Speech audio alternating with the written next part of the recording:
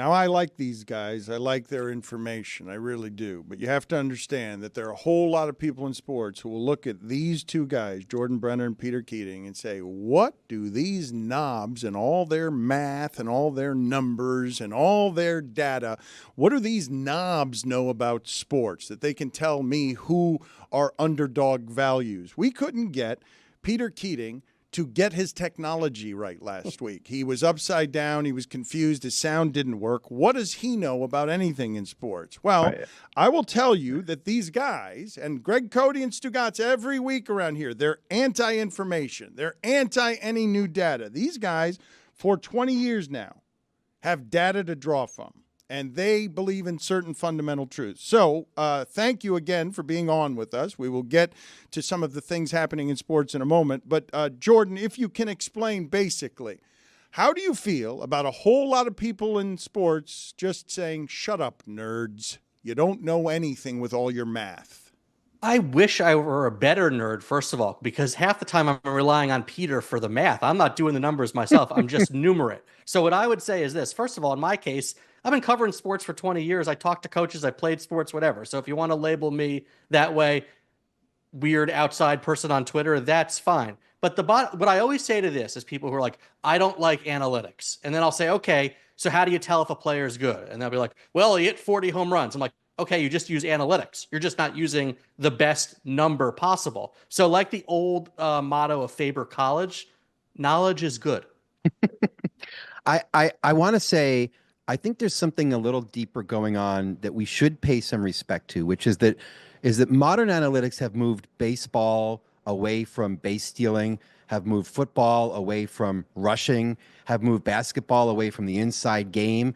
A lot of people grew up where sports meant a lot more violence and physical contact and beat the hell out of the other guy. And over time, more information discovered other ways to defeat your opponents. There are people who just don't like that, people who don't like how thinking about these things and the kind of bruising competitions they're used to enjoying go together. But it's all just information. It all just makes it smarter. It all just makes it more fun. Oh, and you're right. Baseball is a solved game, Peter, but unfortunately in solving the game, it's less fun to watch. That's what's happened, right? The evolutions are such that I'm watching my second baseman pull a card out of his pocket so he can stand in exactly the right place, and then I see a line drive hit there. Like you're making it so scientific that you are taking some of the joyous spontaneity out of it. It is the eternal struggle that sports are facing right now. We know the optimal way to play, but the optimal way to win games may not be the optimal entertainment value. So, Dan, you're exactly right. How many times your brain is trained to see when a ball goes up the middle, you're expecting it to go all the way to the center fielder. And now we've learned how to shade that way, so we take away that hit. And it's the same thing. Look, there's a reason why Adam Silver is suddenly discussing refining the game a little bit, because basketball has been largely solved through the incredibly complex equation that 3 is worth more than 2. So, I get it and I don't get it, if that makes any sense. But there's something a little more general to keep in mind, that a way through this is to embrace the crazy, embrace the randomness. People want to ascribe events to reasons and character and moral turpitude. Sometimes shit just happens. I mean, we've been studying college basketball for 20 years. The closest we've been able to get in explaining the variance and what happens in Earth is it's not anywhere close to 100%. So you can embrace the fact that crazy stuff happens, appreciate it, doesn't have to be sustainable, and it still should be really enjoyable when unexpected things happen, even if it's a little more predictable. This interview is presented by Masterclass. Learn from the best to become your best. Peter, can you tell me what you have seen in sports that the math has changed more than the stupidity of we were playing basketball the wrong way the entire time, trying to get the most contested 2 instead of the least contested 3? Well, the 3-point revolution, I mean, if that's kind of the paragon example of how things have changed, sure. But you got to remember, sports can also legislate against too much change. I mean, baseball just passed rules against the shift and instituted for 150 years, baseball intellectuals were writing that the great timeless thing about baseball was there's no clock. Well, they changed it and it kind of made things better, right? So, if we can all get together and decide if this is too much, we don't have robot umpires yet. If we don't want robot umpires, nobody's going to force us to have robot umpires. We can all get together and decide this is too much change. Let's keep things a little more fun if we want to. Sports have done that too. And the NBA has done that before. Look, in the late 90s, early 2000s, the game had gotten really boring. I mean, we wistfully remember those Heat-Knicks series, but it wasn't good basketball. It was just good drama. But the NBA had too many games that were 82-77, and they legislated a lot of the holding off the ball out of the game. And when Steve Nash was with Phoenix and the early days of pace and space and the early days of the Warriors, it was a great blend. The game was way more exciting. It's probably tipped too far in the other direction. And then there are things you can do, whether it's move the three-point line back or put some of the physicality back in the game to change the dynamic of what points are worth. And by the way, the one thing that's still worth a ton of value, always and has been, is getting to the rim and getting to the free throw line. Guys, this is a little bit dry. The numbers are dry. Can we just do anything to make it a little more interesting in video, please? Mike, what do you have? You seem to be all excited here. Well, I'm actually really loving this segment, and it sparked a side conversation, continued from our conversation yesterday that Amin and I had, where, okay, well, we all agree, everyone knows something's wrong with basketball. The numbers indicate this, and true leadership pushes the sport along. So what can we find consensus on? Because, yes, 3 is bigger than 2. We get that. Do we make the court bigger? Do we move the line back? And Amin had a very practical solution that I think you also kind of invoked a little bit here.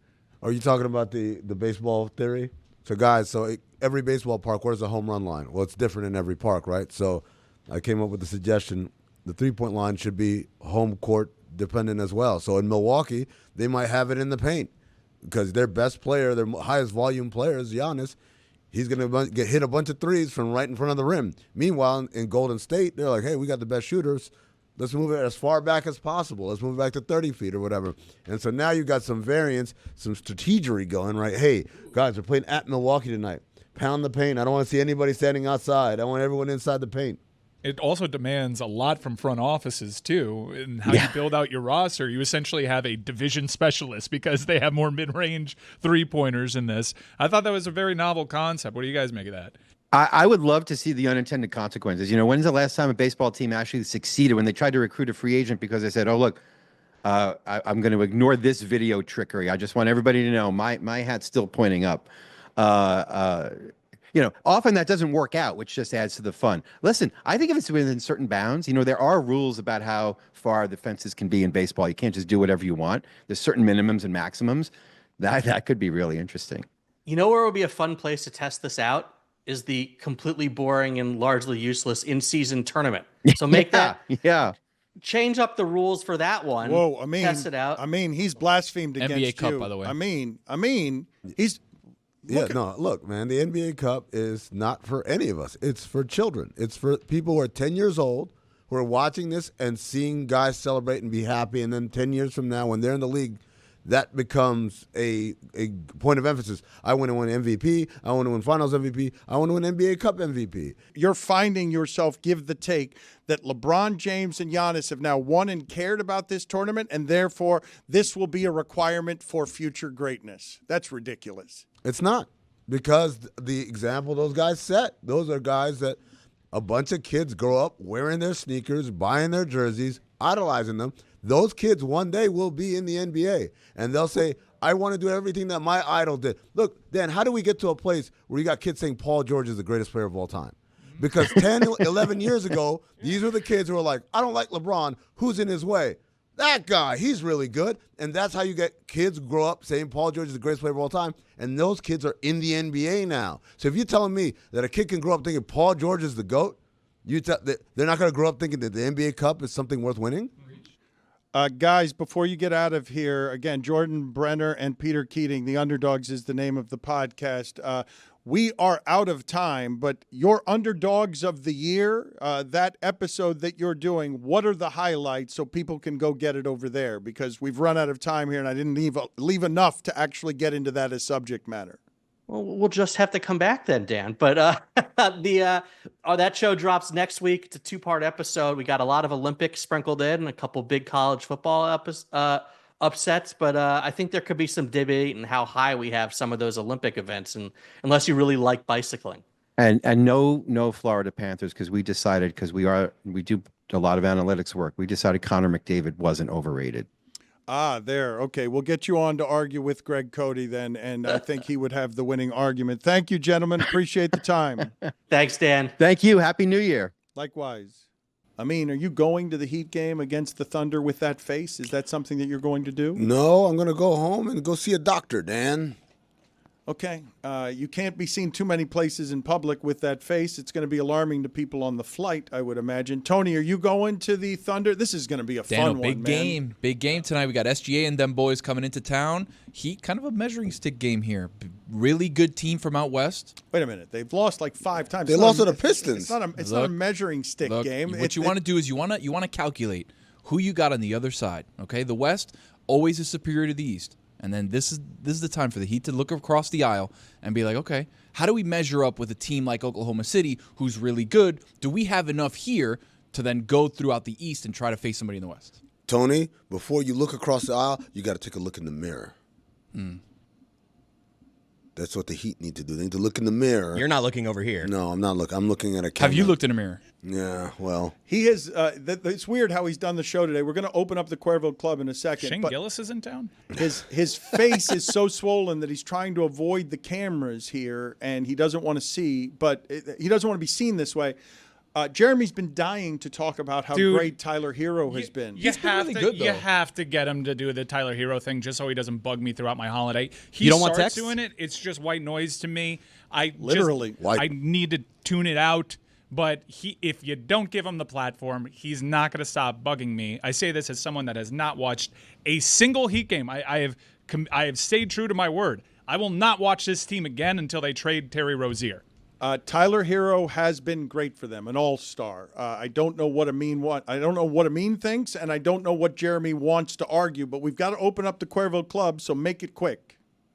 Tyler Herro presently, as of this morning on NBA.com, is 10th on their MVP ladder. That's the type of season that he's had, according to NBA.com. Now, that'll shift. It's different. But a stat that was pointed out first by an account that I really like, 12-foot ladder, right?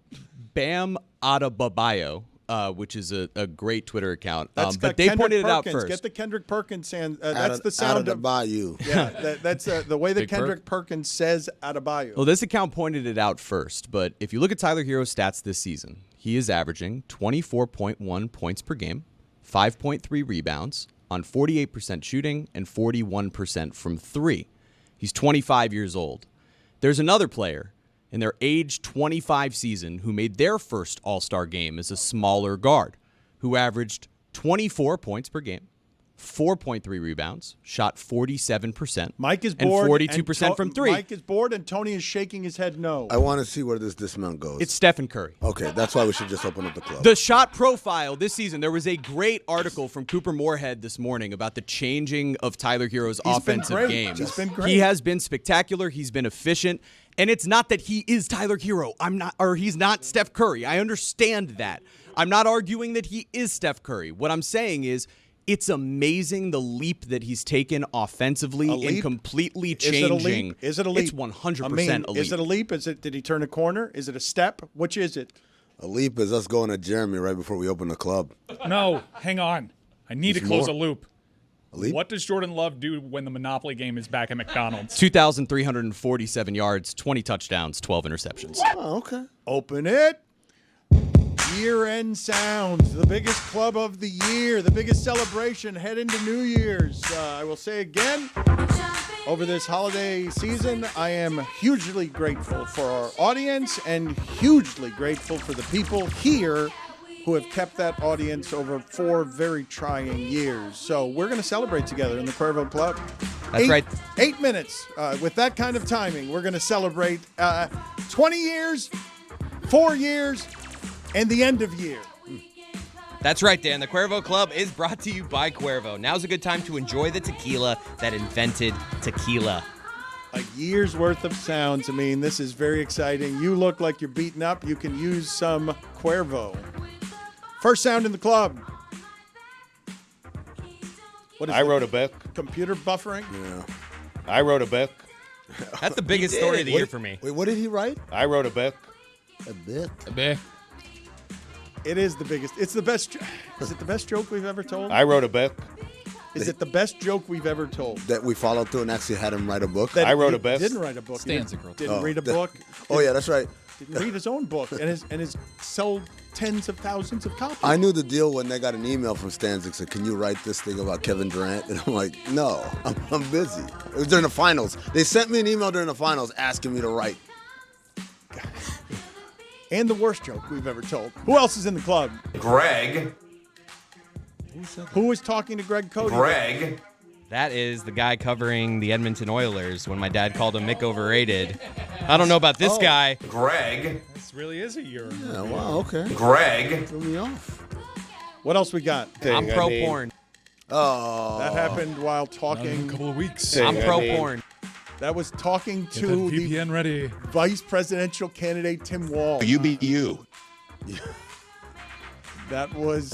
That's where his political career went downhill. You beat you. He was flying high, and then Chris Cody came in. You beat you. You Did do he say realize. you beat you? Yes. Yeah. You guys do realize that exchange wrecked the campaign. I'm pro porn. You beat you. And now porn is banned in Florida starting January 1st. They came. Tim Walz came here It's a to domino meme. You beat you. to debate Chris Cody. And You the- beat you. And the only thing that got aggregated is Walz loves porn. I'm pro porn. Tiny domino. Chris Cody saying he's pro porn. Biggest domino. I can't watch Pornhub now. You beat you. Butterfly effect. Who else is in the club? How? Is that Greg? That's a broadcaster getting hit with a foul ball. No, okay. I thought it was Greg. Oh yeah, is that Sterling? Did he say audibly, ow? Oh, that's John Sterling. Sterling. That is John Sterling. That's an 80-year-old broadcaster who Chris Cody couldn't remember his name. That's why I said ow. Was trying to give you guys a hint that you guys got there. Who else is in the club? All right, we have made it from Amarin Beck Arena to the infield, which is a couple blocks down. Remember when we won the Stanley Cup? All right, we have made it from Amarin Beck Arena to the infield, which is a couple blocks down. Who else is in the club? That is Stone Cold Steve Austin. Oh, wow. That One is of my too favorite. cold for Stone Cold. Him getting into the cold tub. The Roy Sound. Troy. The Roy Sound. He claims he was dry. There's just no way right after winning the Stanley Cup that he wasn't drunk while broadcasting. All right, we have made it from Amarin Beck Arena to the infield, which is a couple blocks down. Claims he wasn't drunk. Troy. Who else is in the club? Black History Month. Why is that? That's my verse. I heard that one. Oh my God. Sorry, I hit the wrong thing. Black History Month.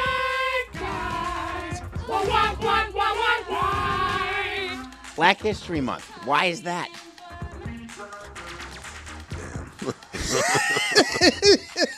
Amina's shocked. It's just a great take. I gotta be honest. Like Black History Month. Why is that? That can't be the actual context, right? Yes. No, Yes. don't worry about that, Jeremy. What more context can we add? Black History Month. There's Why just no is that? way. It's what he thinks. Black History Month. He's Why just is asking that? a question. Sounds like a stand-up routine gone bad. Uptown. Who else is in the club? Oh my God! Guitar riff. The guitar riff. That is the most exciting band to ever play in the history of the Quervo Club. Roy stole money from the company, went on a trip, drank a bunch of beer, and the star of his report was a guitar riff. Who else is in the club? Ola Root. Oh, there he is. Les Taylor. Damn, this is blasphemy. Ow. Les Taylor.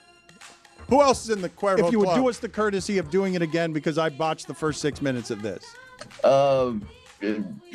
Maybe not. Sure. That's Ronnie Chang as Taylor rode by in a speedboat on a cigarette boat in what were briefly called to game the algorithm Taylor Swift. Maybe not. Sure. Yeah, Ronnie Chang hates me. He went on Rich Eisen to say he hates me. Yeah, he said, and they published the clip. He doesn't know how live programming works, I guess. Don't feud with him. It's the holidays. Who else is in the club? Pablo's fault. Stop. Pablo's Who fault. else is in the club? Hey, who? It was a great song. A great song. I find him very unfunny. Who else? Come on! We ran out of bed. Come on! No, he comes on! Hey, come on! Man, come on! John Reed? Where's he been? Who else is in the club? The Herro. Yes. Yeah, man. What happened to the music, Chris? We need music. It's a longer year-end club. It's longer than the songs. Yeah, we're good. There we go. I want to hear Diana Rossini again, though. The Herro. So strange. The Herro. Who else is in the club? Maybe not. Sure. Again with. Please stop That's a doing highlight. that. Who else is in the Quervo club? Oh, hey, what's up, Greg? It's L. Duncan calling me Greg. Oh, hey, what's up, Greg? Worst part of my year right there. Oh, hey, what's up, Greg? Oh, hey. Who else is in the Quervo club? Why are we letting all acquaintances? Yeah, I'm basically Scott Hatterberg. A lot of What? That was an all-time take. I like him. Andrew Hawkins, big star this week. Andrew Hawkins, the novice. You fat piece of shit. Duke football, welcome back to another decade of irrelevance. I can see who sent these sounds in.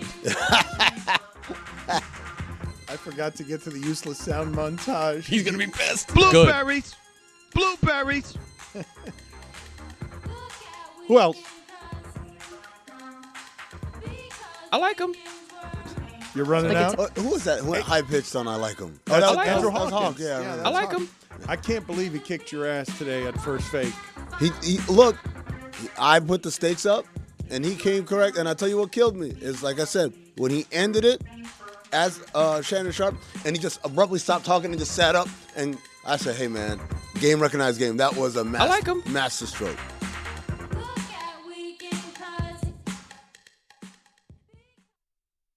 I like him. What's up, everybody? Tony here. Do you love sports betting as much as I do? Wish you can get that extra edge? Well, I've got great news for you. Masterclass, which I love, by the way, just dropped Bet Smart, Top Sports Betting Strategies, a game-changing course taught by GOATs, taught by the pros, such as Nick Kostos, Captain Jack Andrews, Joe Fotenbaugh. Learn directly from the pros as they share insider secrets on managing your bankroll, spotting hidden gems, and avoiding those rookie mistakes that could cost you big. I'm always looking for useful tips and tricks to improve my bankroll and just to be a better bettor in general. That's why I took the Bet Smart Top Sports Betting Strategies class. I consider myself a pretty confident bettor when I hear Rob Pizzola, when I hear Captain Jack break down the pros and the cons of flat staking, of protecting your bankroll against bad bets, a lot of different things that we don't think about as regular bettors. I realized I wasn't betting to my full potential, and that's why I love taking this class with Masterclass. Masterclass always has great offers during the holidays, sometimes up to as much as 50%. Head over to masterclass.com/DLB for the current offer. That's up to 50% off. Masterclass.com/DLB. Masterclass.com/DLB. And remember, all sports betting involves risk, and you're responsible for complying with all sports betting laws in your jurisdiction.